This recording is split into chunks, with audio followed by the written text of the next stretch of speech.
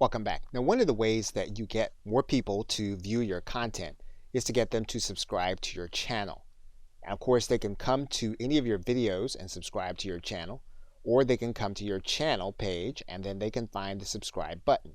We can also give people a persistent link to your subscribe area so that they can subscribe. So what you're going to want to do is you're going to want to go to your channel button and get your channel address. Now, once we have our channel link, what we're going to want to do is we're going to want to make it look like the link that's at the bottom here.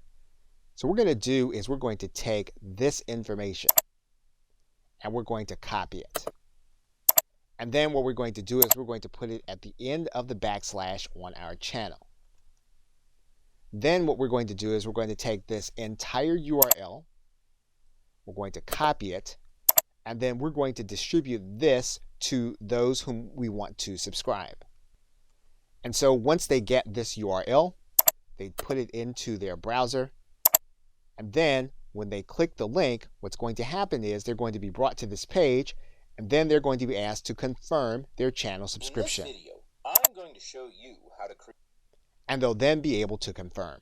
And that is then how you would create your channel link to distribute it to other individuals to subscribe to your channel.